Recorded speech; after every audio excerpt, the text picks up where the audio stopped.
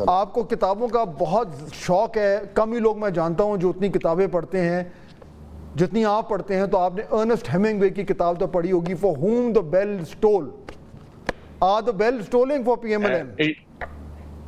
No, it tolls for thee. ये तो आपको मालूम है कि ये बाइबल से लिया गया है कि ये ना पूछो किसके लिए घंटी बज रही, तुम्हारे लिए बज रही। तो क्या नून लीग के लिए घंटियां बजनी शुरू हो गई हैं? जी नहीं, सबसे पहले आपके नाज़रीन को ये मालूम होना चाहिए कि कोई हल्का अभी तक नहीं खुला। वो जो इलेक्शन की उज़रदारियां थी वो अब आकर इतने महीनों के बाद हाई कोर्ट में उनकी समाअत शुरू हुई है। तो लिहाजा वो तमाम जो पिटिशंस पेंडिंग थी उस वक्त से, अब वो एक एक करके उनकी हेयरिंग्स हो रही हैं और उनके ऊपर कार्रवाई हो रही है। इसका ये कहीं मतलब नहीं है कि कोई हल्का खुल रहा है, अभी तो सिर्फ कार्रवाई का आगाज हुआ है। लेकिन और दूसरा एक बड़ा सीरियस मामला है। खुर्रम साहब, मैं जो एंगल देख रहा हूँ ना, बयान हल्फी का मतलब है कि हर नून लीग का उम्मीदवार जिसको अदालत ने नोटिस दे के बुलाया है उसने हल्फन ये कहना है कि मेरा जो फॉर्म 47 है वो बिल्कुल दुरुस्त है, और अगर कल को वो फॉर्म दुरुस्त नहीं निकलता और वो बयान हल्फी मौजूद है तो फिर उसके भी कॉन्सिक्वेंसेस होते हैं। मैं इसको इस एंगल से देख रहा हूं। और इस्लामाबाद में तो आप लोगों ने अपने जो फॉर्म्स हैं वो भी कई हल्कों में जमा नहीं करवाए, आपके सियासी मुखालिफिन ने जमा करवा दिए लेकिन आपने जमा नहीं करवाए, तो वो भी आपके मुखालिफत इसमें दो तीन अभी चूंकि कानूनी कार्रवाई का आगाज हुआ है, इसको हमें बहुत उजलत में इसका फैसला नहीं कर देना, इस पर बहुत अभी बहस होनी है। सबसे बड़ी बहस ये है कि ये उम्मीदवार का काम नहीं है कि वो फॉर्म 47 प्रोड्यूस करे, ये इलेक्शन कमीशन ऑफ पाकिस्तान की जिम्मेदारी है, उनकी तरफ से ये नोटिफिकेशन इशू होता है और जो उम्मीदवार है उससे कोई ताल्लुक और लेना देना नहीं।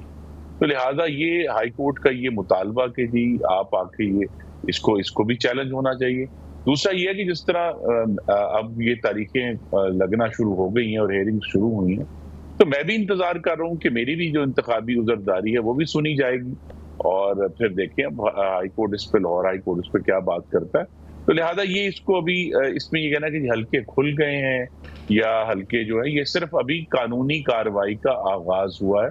तो लिहाजा इस पे कोई मुस्लिम लीग नून, हम कानून के ताबे जिस तरह कानून चलेगा हम अपने केस फाइट करेंगे। ठीक है। अच्छा, अब इसमें जो इशू जहाँ पे मुझे लगता है कि ये नून लीग के लिए प्रॉब्लम हो सकता है, ऐन मुमकिन है कल को फैसला नून लीग के हक में आ जाए तो बात ख़त्म हो जाएगी, लेकिन पहले तो ये था कि ये मामला जो है वो इल्तवा का शिकार थे, वो जब ट्रिब्यूनल बैठेगा तब होगा। अब ये तमाम तर मामला, जिस तरह कि हमने सही कहा कि अब ये कार्रवाई चल पड़ी है, अब इसमें वो फॉर्म 47 कल को इलेक्शन कमीशन लेके आए या जिस तरह अदालत ने कहा है कि उम्मीदवार लेके आए, ये मामलात अब जो है वो अंडर प्रोसेस हो गए हैं और ये एक ऐसे वक्त में हो रहे हैं जब सुप्रीम कोर्ट में फैसला आने वाला है रिजर्व सीट्स का, वो अभी हम बात नहीं करेंगे, वो हमने आगे जाके करना है।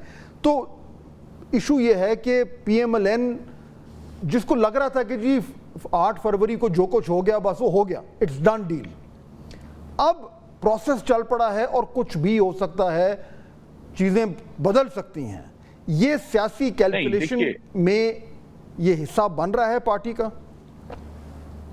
जी, सियासी कैलकुलेशन तो पार्टियां हर रोज करती हैं और मैं फिर कहूंगा कि ये एक ऐसा कानूनी अमल है जिसमें होना है, हर इलेक्शन के बाद होता है और हमने ये भी देखा है आमतौर पे कि अगले इलेक्शन के करीब जाकर इनके फैसले होते हैं। तो इस तरह मैंने कहा कि हम कानून के सामने हम मौजूद हैं और मुस्लिम लीग नून के तमाम उम्मीदवार जो हैं, चाहे जिनके खिलाफ पटिशन हुई है या मेरे जैसे जिन्होंने पटिशन की हुई है दूसरे उम्मीदवार के खिलाफ, हम सब अदालत में जाएंगे, हम अपने केस प्लीड करेंगे और इसमें अभी कुछ वक्त दरकार है, तो इसमें अभी हमें कोई सरासीनगी की बिल्कुल भी जरूरत नहीं है। हम अदालत के सामने जाके अपना केस प्लीड करेंगे और फाइट करेंगे। अच्छा। और इसमें ये हमें याद रखना है हमेशा कि आइन जो है वो इलेक्शन कमीशन ऑफ पाकिस्तान को मुकम्मल तौर पर ऑथराइज करता है कि इलेक्शन करवाना और उसको कानून के मुताबिक करना उनकी जिम्मेदारी है। ये इशू भी बार बार अदालत के सामने आएगा। लेकिन ये इशू जब बार बार आएगा खुर्रम साहब, चाहे वो यानी हम कान इधर से पकड़ें या उधर से पकड़ें, फॉर्म 45 और फॉर्म 47 का इशू जो है वो डिफाइन कर रहा है ये जो फरवरी में इलेक्शंस हुए हैं।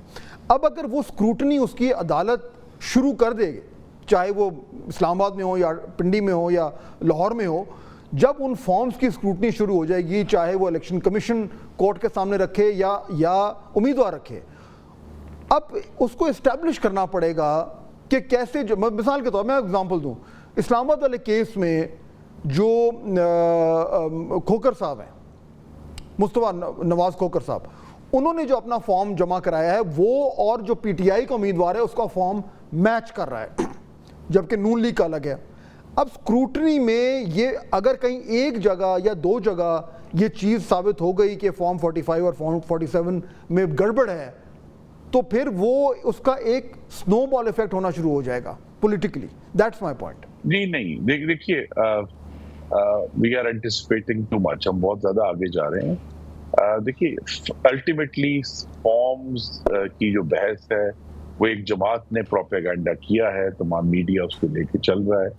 असल इशू ये है कि उस दिन 8 फरवरी को पाकिस्तान के अवाम ने जो वोट डाला है, क्या वो फॉर्म उसकी सही रिफ्लेक्शन है या नहीं।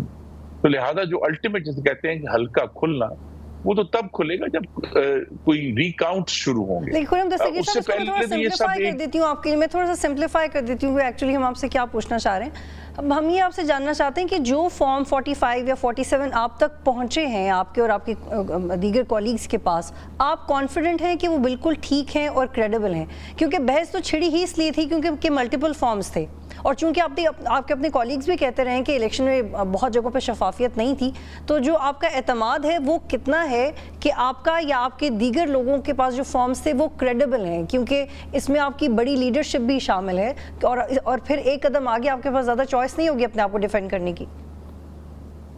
देखिए ये जो क्रेडिबिलिटी का मामला है, हम सब अपने अपने हलकों में, हम जिन्होंने इंतखाब लड़ा है, वो हम सब कॉन्फिडेंट हैं कि जो हमारे पास फॉर्म्स हैं वो उस वोट की नुमाइंदगी कर रहे हैं जो पाकिस्तान के अवाम ने डाला है।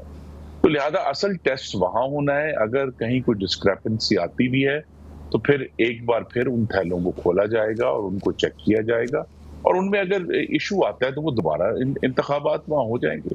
तो लिहाजा ये कहना कि जी यहाँ कोई आज कोई बहुत बड़ा जो है कोई जल्जला आ गया, वो अदालती प्रोसेस है, कानूनी प्रोसेस है, वो अपने उस मंतकी इंजाम तक पहुंचेगा। जब तक वो पहुंचेगा तो तब तक हम देखेंगे, लेकिन हम अदालत के सामने मौजूद हैं और अपना केस कानूनी तौर पर फाइट करेंगे।